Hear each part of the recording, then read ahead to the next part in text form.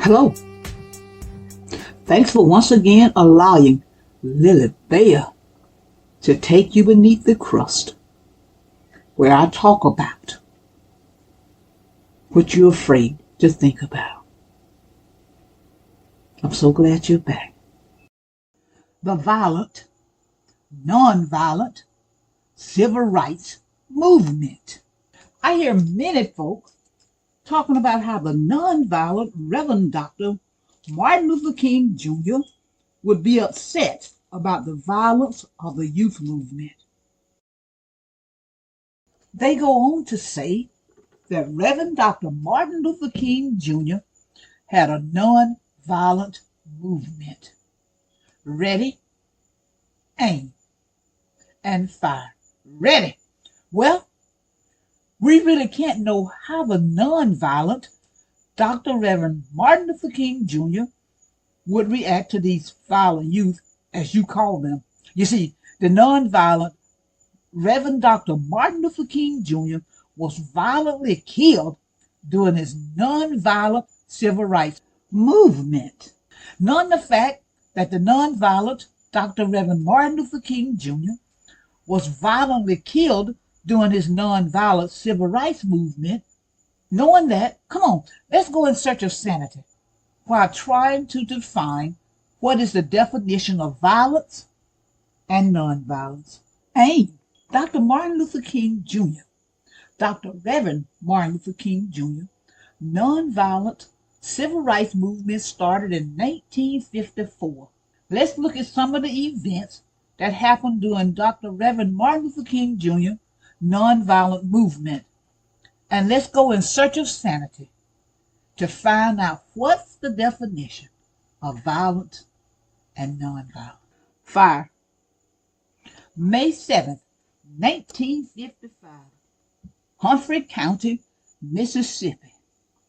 Nonviolent Reverend Gregory Wesley Lee, Vice President of the Regional Council of Negro Leadership and an NAACP worker, was violently shot in the face and killed for urging Black Americans in the Mississippi Delta to vote.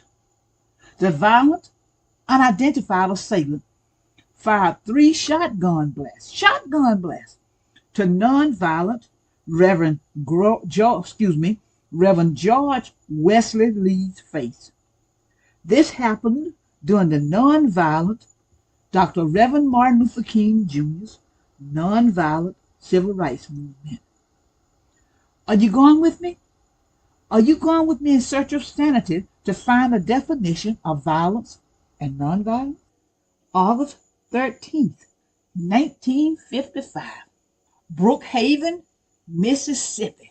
Lamar Seligson Smith, 63-year-old nonviolent farmer and World War II veteran, was violently shot in cold blood on the crowded courthouse lawn in Brookhaven, Mississippi, for urging Black Americans to vote.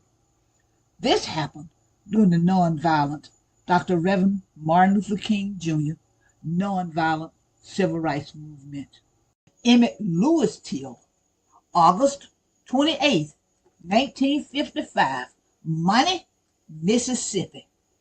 Nonviolent 14-year-old Emmett Lewis Till was violently murdered by violent Rod Bryant and J.W. Millam because of a lie told by Carolyn Bryant. The nonviolent Emmett Till was violently kidnapped, violently beaten beyond recognition, violently shot in the head behind his left ear, violently had a large metal fan tied to his neck with barbed wire, and violently thrown into the Tallahatchie River. This happened during Dr. Reverend Martin Luther King Jr.'s nonviolent civil rights movement. Join me as I go in search of sanity on what is the definition of violence and nonviolence. Gulf Courts, Mound Bayou, Mississippi, November 15th, 1955. Nonviolent Gus Courts, was a black grocery store proprietor and a black civil rights leader. In 1953, nonviolent Gus Courts and nonviolent Reverend George W. Lee founded the Humphreys County, Mississippi chapter of the National Association for the Advancement of Colored People.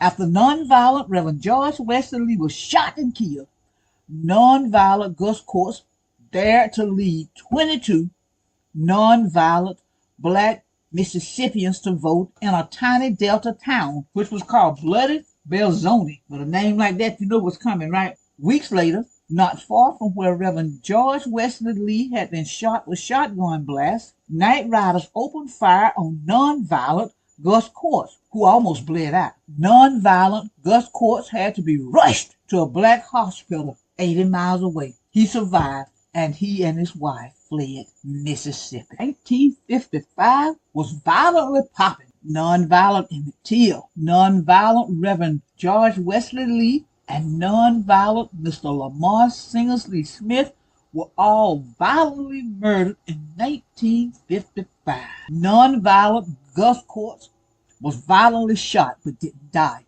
in 1955. I'm sure black residents of Mississippi were going in search of sanity while wondering just how much more nonviolence can they stand. Again, I ask, what is the definition of violence and nonviolence? Ask Hannah Saturday, Jacksonville, Florida. We're in the 1960s now. 20 nonviolent black children from the Jacksonville Youth Council, most of them were middle and high school students, just sat on a counter, just sat there. These were children. Outside the doors of the diner where these black children sat, they sat at a counter.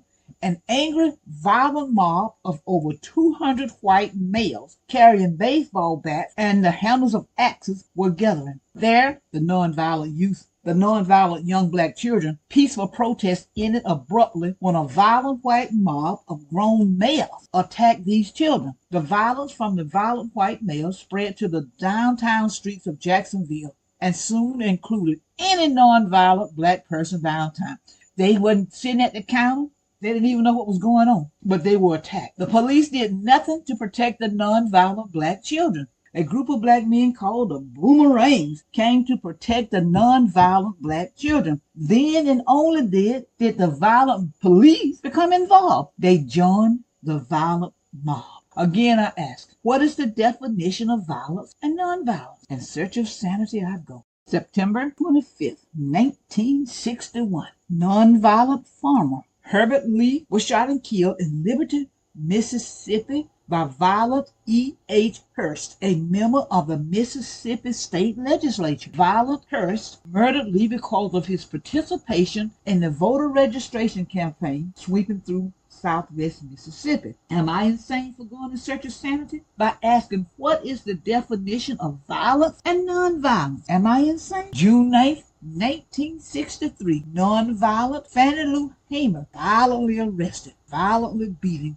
in Winona, Mississippi. They had just come back from a voters' education meeting. I'm still searching for the definition of violence. June 12th, 1963, Jackson, Mississippi, NAACP State Director, nonviolent Medgar Evers was gunned down in his driveway. His wife and children were inside the house. Nonviolent Medgar Evers was shot by rifle-wielding violent Byron D. Law Beckman. The nonviolent Medgar Evers was fighting to get the right to vote for blacks in Mississippi. Are you understanding by now why I'm in search of sanity on what the definition of violence and nonviolence is? September 15th, 1960, Birmingham, Alabama.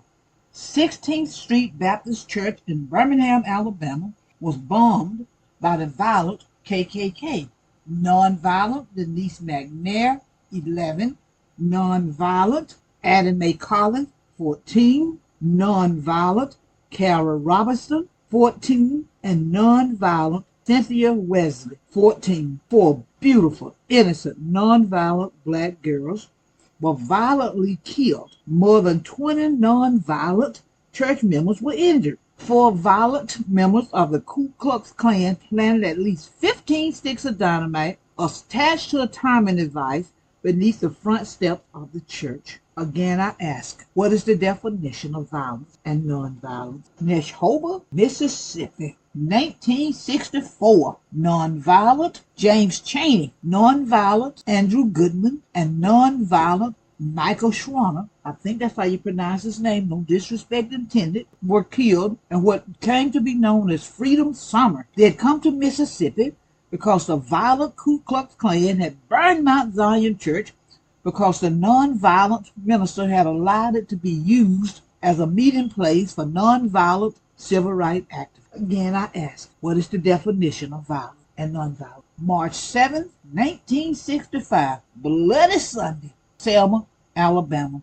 On the Edmund Pettus Bridge in Selma, Alabama, violent state troopers, violent sheriff deputies, and county violent members violently attacked 600 nonviolent civil rights marchers, leaving many of them injured and bloodied, and some of them unconscious. Again, I gotta ask, what is the definition of violence and nonviolence? June 6, 1966, James Meredith.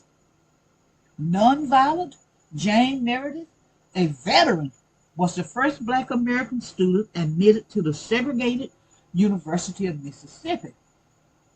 Nonviolent James Meredith walked by himself 220 miles from Memphis, Tennessee to Jackson, Mississippi. He wanted to bring attention to racism in America. Also, he wanted to rid himself of the fear that whites had put in him over the years. The nonviolent James Meredith marched to encourage Black people to vote after the 1956 Voting Rights Act. On the second day of his nonviolent march, nonviolent James Meredith was violently shot by violent Aubrey Novell. Again, I ask, what is the definition of violence and nonviolence? In Search of Sanity. April 4th, 1968, Memphis, Tennessee. The nonviolent Dr. Reverend Martin Luther King Jr. was violently assassinated. The man who some say would be upset about this violent youth movement. The nonviolent Dr. Reverend Martin Luther King Jr. was a leader in the nonviolent civil rights movement. His views of equality didn't sit well with some people. The nonviolent Dr. Reverend Martin Luther King Jr. was shot and violently killed by violence. I'm still in search of sanity on what is the definition of violence and nonviolence. Violent policemen in Birmingham, Alabama, aimed high-powered hoses and 6 snarling violent dogs on Black women, Black men, and even children who wanted just one thing, to be treated like humans. In addition to these murderers, violence persisted throughout. Violence persisted through violent mass arrests, violent jail beatings, violent lynchings, and violent church bombings. Again, I ask, what is the definition of violence and nonviolence? Because after all, we were told that this was a nonviolent movement. The nonviolent Dr. Reverend Martin Luther King Jr. said that violent rioting is the voice of the unheard. Holla, if you hear me. Thanks for allowing Lily Bell to take you beneath the crust. I'm just trying to create a dialogue, to create a plan of action. Keep on churning till the butter come. Albert C. Richardson, a Black man, patent the butter churn, U.S. patent number 446470, February 17th, 1891. I'm Lily Bell. I'm just trying to create a dialogue. I'll leave you with this. If they close my book, you remember my story. Subscribe, like, share, comment, and oh yeah, stay tuned.